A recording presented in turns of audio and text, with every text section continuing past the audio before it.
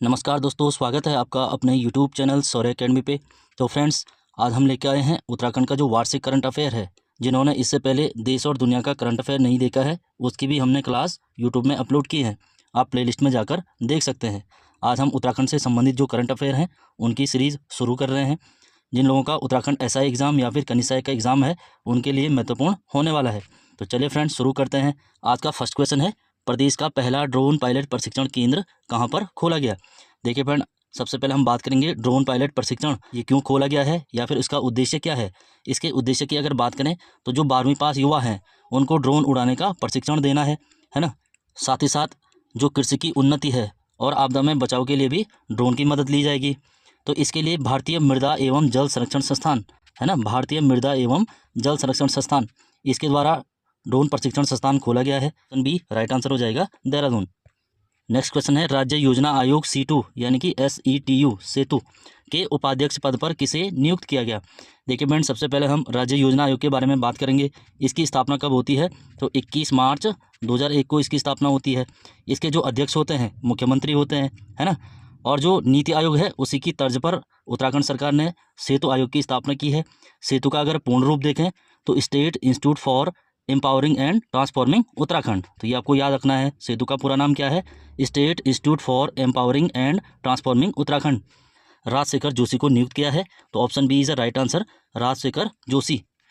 Next question है, राज्य में मुख्य निर्वाचन अधिकारी किसे नियुक्त किया गया है? देखिए फ्रेंड, ये बात हो रही है मुख्य निर्वाचन अधिकारी की, ना कि मुख्य निर्वाचन आयुक्त की।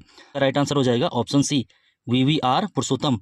तो सुशील कुमार को मुख्य निर्वाचन आयुक्त बनाया गया। तो मुख्य निर्वाचन आयुक्त हो गए सुशील कुमार, जबकि मुख्य निर्वाचन अधिकारी कौन है? VR पुरुषोत्तम। ये आपको याद रखना है। नेक्स्ट क्वेश्चन है, हाल ही में राज्य के पहले महाधिवक्ता LP नैथानी का निधन हुआ। वे महाधिवक्ता पद पर पहली बार कब नियुक्त हुए? तो ये सभी लोग जानते हैं। अंतरिम सरकार में राज्य के पहले महाधिवक्ता कौन थे? तो LP नैथानी थे, ललिता प्रसाद नैथानी थे, है ना। तो फ्रेंड, अगर इनके निधन की बात करें तो इनका निधन हुआ था 28 जुलाई 2024 को। 28 जुलाई 2024 को कहाँ पर? तो दुबई में इनका निधन हुआ है ना। तो ये 2 बार महाधिवक्ता पद पर रहने वाले व्यक्ति भी थे। कौन?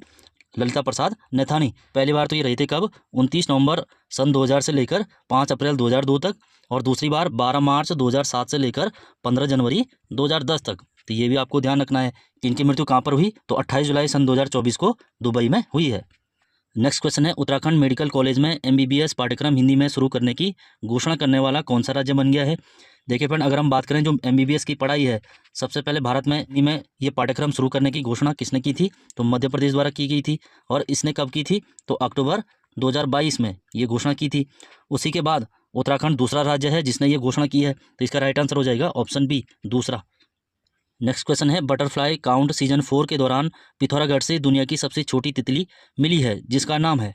देखिए फ्रेंड, 2024 में बटरफ्लाई काउंट सीजन 4 का आयोजन हुआ था, जिसमें पिथौरागढ़ से दुनिया की सबसे छोटी और दुनिया की सबसे बड़ी तितली दोनों प्राप्त हुई थी।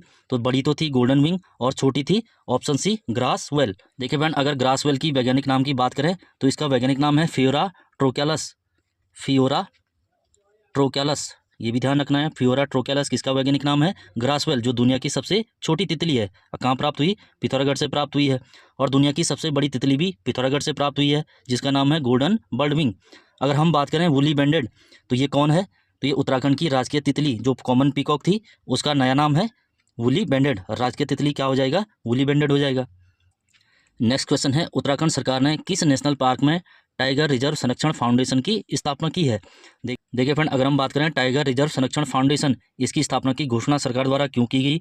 जो पारिस्थितिक तंत्र है और आर्थिक, सामाजिक तथा सांस्कृतिक विकास है, उसको बढ़ावा देना है, इसीलिए टाइगर रिजर्व संरक्षण फाउंडेशन की स्थापना की गई है ना। पर की गई है तो Rajaji national park, option C सही उत्तर हो जाएगा, राजाजी नेशनल पार्क। अगर हम राजाजी नेशनल पार्क की बात करें तो इसकी स्थापना 1983 में होती है। 3 वन्यजीव विहारों को मिलाकर इसकी स्थापना की जाती है। एक तो चीला वन्यजीव विहार, राजाजी वन्यजीव विहार और मोतीचूर वन्यजीव विहार। इनको मिलाकर 1983 में इसकी स्थापना की जाती है। और इसका क्षेत्रफल कितना है? 820.42 वर्ग किलोमीटर। 820.42 वर्ग किलोमीटर, ये भी आपको याद रखना है। नेक्स्ट क्वेश्चन है, उत्तराखंड सरकार ने समान नागरिक संहिता के प्रारूप को तैयार करने के लिए जस्टिस रंजना प्रकाश देसाई के नेतृत्व में समिति का गठन किया। इस समिति में अध्यक्ष सहित कुल कितने सदस्य हैं। देखिए फ्रेंड, यूसीसी लागू करने वाला उत्तराखंड पहला राज्य है ना, स्वतंत्रता के बाद पहला राज्य है। वैसे तो पहला राज्य गोवा है, बट ये स्वतंत्रता से पहले था, स्वतंत्रता के बाद पूछेगा तो उत्तराखंड पहला राज्य है। इसके लिए सरकार ने एक समिति बनाई थी, किसकी अध्यक्षता में, तो रंजना प्रकाश देसाई जी की अध्यक्षता में।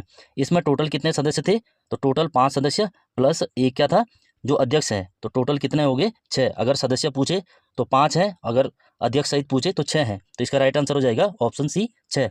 अगर हम बात करें वो 5 सदस्य कौन कौन है, एक तो है प्रमोद कोहली जो कि न्यायाधीश हैं, है ना, हाईकोर्ट के न्यायाधीश हैं। दूसरे हैं शत्रुघ्न सिंह जो कि आईएएस अधिकारी हैं, आईएएस शत्रुघ्न सिंह। अगर तीसरे की बात करें तो मनु गौड़ है, मनु गौड़, ये क्या है, सामाजिक कार्यकर्ता हैं। अगर चौथे की बात करें तो सुरेखा डंगवाल, तो सुरेखा डंगवाल जी कौन है, तो ये दून यूनिवर्सिटी की प्रिंसिपल हैं। और पांचवें हैं अजय मिश्रा। तो इन पांचों को आपने याद रखना है। इस समिति में कितने सदस्य हैं, तो 5 सदस्य और एक अध्यक्ष हैं। अध्यक्ष कौन है, रंजना प्रकाश देसाई। तो इसका राइट आंसर हो जाएगा ऑप्शन सी।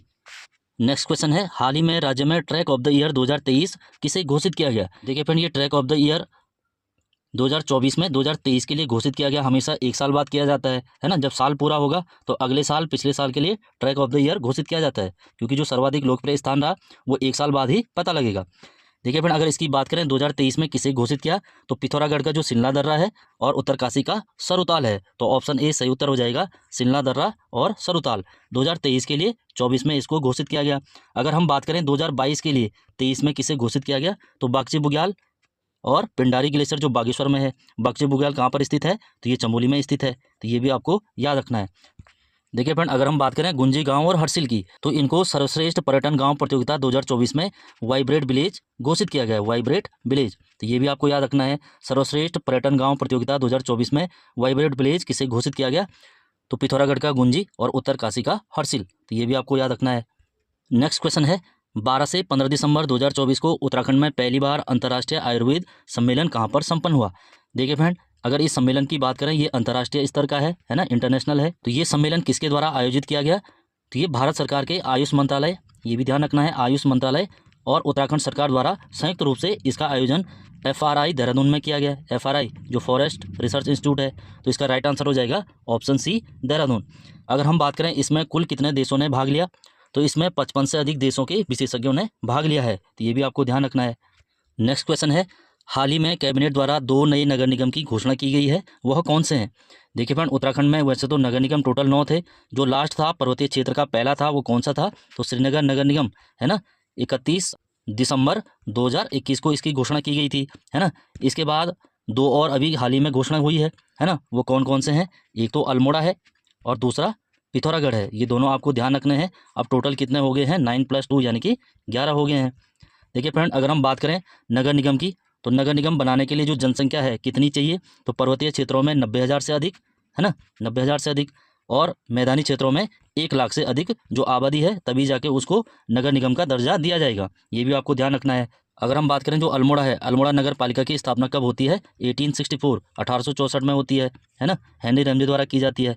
तो इसका राइट आंसर हो जाएगा ऑप्शन डी, पिथौरागढ़ और अल्मोड़ा। नेक्स्ट क्वेश्चन है, 21 अगस्त 2024 को मुख्यमंत्री पुष्कर सिंह धामी ने किस मेले को राजकीय मेला घोषित किया गया।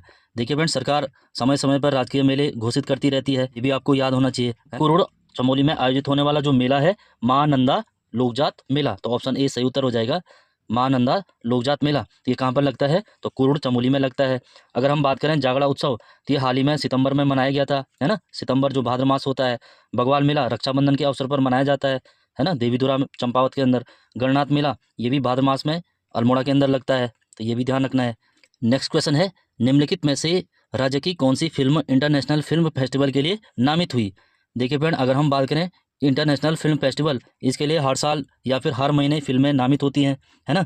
तो इसके लिए जो गढ़वाली फिल्म है रिखुली, तो ऑप्शन बी सही उत्तर हो जाएगा, रिखुली। देखिए फ्रेंड, जो ये रिखुली फिल्म है, ये स्वीडन में, जो स्वीडन है ना, यूरोपियन कंट्री है, स्वीडन में मई महीने तथा जो फ्रांस है, फ्रांस में जुलाई महीने की सर्वश्रेष्ठ विदेशी फिल्म चुनी गई है ना।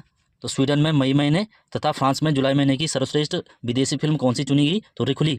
बाद में इसको कहाँ प्रदर्शित किया गया, तो साउथ कोरिया में भी इसको प्रदर्शित किया गया। तो ये आपको याद रखना है कौन सी है, तो रिखुली है। देखिए फ्रेंड, अगर इस फिल्म की बात करें, तो ये फिल्म अक्षत नाट्य संस्था चमोली द्वारा बनाई गई है, अक्षत नाट्य संस्था, ये भी ध्यान रखना है। अक्षत नाट्य संस्था कहाँ की है? चमोली की है। इसके द्वारा ये बनाई गई है। जो 90 के दशक में गढ़वाल क्षेत्र में जो पुरानी परंपराएं थी या फिर मान्यताएं थी, है ना, धार्मिक मान्यताएं थी, उन पर आधारित है। इसमें ये बताया गया है कि जो अंधविश्वास है उस पर विश्वास नहीं करना चाहिए। तो अंधविश्वास के खिलाफ ये फिल्म बनाई गई है, तो ये भी आपको याद रखना है। नेक्स्ट क्वेश्चन है, उत्तराखंड के किन स्थानों को काउंटर मैग्नेट एरिया घोषित किया गया? देखिए फ्रेंड, सबसे पहले हम बात करेंगे जो काउंटर मैग्नेट एरिया है ये क्यों घोषित किया गया। जो राष्ट्रीय राजधानी दिल्ली है ना, या फिर एनसीआर वाला जो क्षेत्र है, राष्ट्रीय राजधानी जो क्षेत्र है, उसमें जो आबादी है उसको कम करने के लिए, क्योंकि बहुत सारे लोग शिक्षा के लिए, खेल के लिए या फिर इलाज के लिए, रोजगार के लिए, इन कारणों से क्या करते हैं, राज्य से पलायन करते हैं और दिल्ली की ओर जाते हैं, जिससे वहाँ जनसंख्या बढ़ रही है। उस जनसंख्या को कम करने के लिए देहरादून और हरिद्वार को काउंटर मैग्नेट एरिया घोषित किया गया। इसके तहत क्या होगा कि जो दिल्ली के अंदर सुविधाएं मिलती हैं, जैसे खेल के क्षेत्र में, शिक्षा के क्षेत्र में, या फिर रोजगार के क्षेत्र में, या इलाज के क्षेत्र में, वो सारी यहीं प्रोवाइड कराई जाएंगी, जिससे राज्य का जो पलायन हो रहा है उसको रोकने में आसानी हो। तो ये भी आपको याद रखना है। उत्तराखंड में किन स्थानों को काउंटर मैग्नेट एरिया घोषित किया गया? तो देहरादून और हरिद्वार को।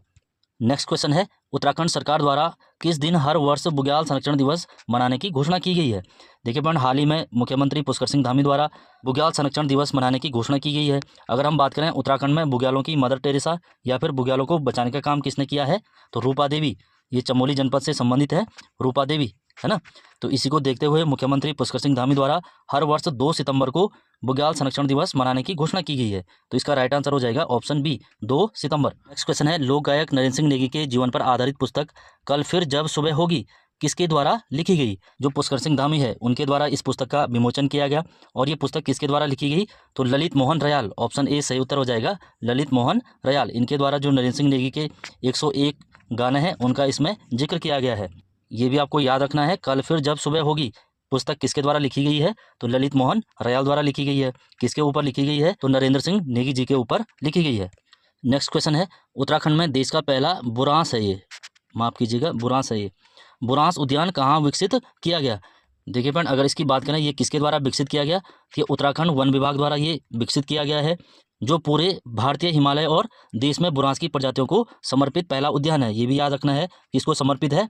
पूरे भारतीय हिमालय क्षेत्र और देश के बुरांस प्रजातियों को ये समर्पित है। और ये उत्तराखंड वन विभाग द्वारा कहाँ पर स्थापित किया गया? तो मुनस्यारी, पिथौरागढ़ में स्थापित किया गया। तो इसका राइट आंसर हो जाएगा option B, Munsiyari. Next question है, 23 अगस्त 2024 को प्रथम राष्ट्रीय अंतरिक्ष दिवस उत्तराखंड के किस स्थान पर मनाया गया? देखिए फ्रेंड, अगर अंतरिक्ष दिवस के बारे में बात करें तो 23 अगस्त सन 2023 को इसरो द्वारा चंद्रयान मिशन 3 लॉन्च किया गया था, है ना, सफलतापूर्वक ये लॉन्च किया गया था। इसी की खुशी में भारत सरकार ने 23 अगस्त को अंतरिक्ष दिवस मनाने की घोषणा की थी। और पहली बार ये 2024 में 23 अगस्त को मनाया गया। तो ये कहाँ पर मनाया गया? तो उत्तराखंड में मनाया गया। तो उत्तराखंड के अल्मोड़ा में ये मनाया गया। तो ऑप्शन ए राइट आंसर हो जाएगा, अल्मोड़ा। नेक्स्ट क्वेश्चन है, देश का सबसे लंबा रेस्क्यू ऑपरेशन सिलक्यारा को घोषित किया गया। सिलक्यारा सुरंग में भूधसाओं की घटना कब सामने आई थी? देखिए फ्रेंड, अगर हम बात करें सिलक्यारा, ये सिलक्यारा कहाँ पड़ता है? तो ये यमुनोत्री हाईवे पर उत्तरकाशी में पड़ता है ना, जहाँ पर चारधाम परियोजना के तहत जो सबसे लंबी सुरंग है, 4.5 किलोमीटर की जो सुरंग है ये बनाई जा रही थी। और यहाँ पर अचानक से क्या हो गया, अंदर से सुरंग टूटने लगी, ज़मीन धंसने लगी। तो वहाँ 41 लोग उसके अंदर फंसे थे, जो लगभग 17 दिनों तक वहाँ फंसे हुए थे। तो ये घटना कब हुई थी? तो दिवाली के दिन 12 नवंबर सन 2023 को हुई थी। तो ऑप्शन सी सही उत्तर हो जाएगा, है ना। इसके लिए ऑपरेशन सिलक्यारा चलाया गया, जो भारत सरकार ने सबसे लंबा रेस्क्यू ऑपरेशन घोषित किया है। तो ये भी ध्यान रखना है। टोटल कितने दिन चला है? ये 17 दिन चला है। ये ऑपरेशन कब सक्सेस हुआ? तो ये 12 नवंबर 2023 से चलता है। तो 28 नवंबर 2023 को सफलतापूर्वक सबको निकाला जाता है। तो ये भी ध्यान रखना है, 12 नवंबर से लेकर 28 नवंबर 2023 तक। देखिए फ्रेंड, इस घटना पर एक पुस्तक लिखी गई है जिसका नाम है वो 17 दिन। ये इंपॉर्टेंट क्वेश्चन है, वो 17 दिन किसकी पुस्तक है? तो किसने ये लिखी है? तो ये लिखी है राजीव रंजन सिंह। राजीव रंजन सिंह, ये भी आपको याद रखना है, किसके द्वारा वो 17 दिन पुस्तक लिखी गई है? तो राजीव रंजन सिंह। मुख्यमंत्री पुष्कर सिंह धामी द्वारा दिल्ली में इस पुस्तक का विमोचन किया गया। ये भी आपको याद रखना है। नेक्स्ट क्वेश्चन है, हाल ही में उत्तराखंड राज्य देश का पहला ऐसा राज्य बना है जिसके सर्वाधिक उत्पादों को जीआई टैग दिया गया है। यह टैग कितने उत्पादों को दिया गया? देखिए फ्रेंड, सबसे पहले हम बात करेंगे जीआई टैग होता क्या है ना, कौन इसको देता है? तो जीआई टैग यानी कि जोग्राफिकली इंडिकेशन, यानी कि भौगोलिक संकेतांक, जो कौन देता है? तो भारत सरकार के अधीन एक संस्था है जिसका नाम है रजिस्ट्रार ऑफ जोग्राफिकल इंडिकेशन, है ना, रजिस्ट्रार ऑफ जोग्राफिकल इंडिकेशन। इसके द्वारा ये GI टैग दिए जाते हैं, है ना। इसका मुख्यालय कहाँ पर है, तो चेन्नई में स्थित है। ये भी आपको ध्यान रखना है। रजिस्ट्रार ऑफ ज्योग्राफिकल इंडिकेशन का मुख्यालय चेन्नई, तो यहीं से ये प्रत्येक राज्य के किसी न किसी उत्पाद को GI टैग देते हैं, है ना। भारत सरकार के अधीन एक संस्था है। हम बात करें इस बार उत्तराखंड के सर्वाधिक उत्पादों को GI टैग दिया गया है, पहली बार ऐसा हुआ है। तो कितने उत्पादों को दिया गया है, तो 18 उत्पादों को दिया गया है। तो ऑप्शन बी सही उत्तर हो जाएगा 18। अगर हम बात करें इस GI टैग उत्पाद की जो मान्यता अवधि है, यानी कि कितने सालों तक ये GI टैग की मान्यता रहती है, तो 10 साल तक ये मान्यता रहती है। ये भी आपको याद रखना है। GI टैग 10 सालों के लिए दिया जाता है। किसी भी उत्पाद को अगर दिया गया तो 10 साल तक वो मान्यता उसके पास रहती है ना। तो ये भी ध्यान रखना है। तो टोटल कितना है, 18 है। 18 तो पॉसिबल है नहीं याद रखना। इनमें से जो मुख्य हैं वो आपको याद रखने हैं, जैसे मंडुआ हो गया, झंगोरा हो गया, चौलाई हो गया, बुरांस का जूस हो गया, है ना। नैनीताल की जो मोमबत्ती है वो हो गया, रम्माण का जो मुखौटा है वो हो गया, और जो पर्वतीय क्षेत्रों में माल्टे होते हैं ना, तो माल्टा हो गया। तो इन उत्पादों को GI टैग दिया गया। ऐसे कितने हैं, टोटल 18 हैं। तो ये आपको याद रखना है। तो फ्रेंड्स, इसको यहीं पर समाप्त करते हैं। मिलते हैं अगली क्लास में। इससे आगे इसको कंटिन्यू रखेंगे जब तक आपके SI का एग्ज़ाम या फिर कनिष्ठ SI का एग्ज़ाम नहीं हो जाता है ना। तो जिन्होंने अभी तक सब्सक्राइब नहीं किया है वो कर लीजिए। टेलीग्राम चैनल से जुड़कर इसकी PDF डाउनलोड कर सकते हैं। Thank you for watching.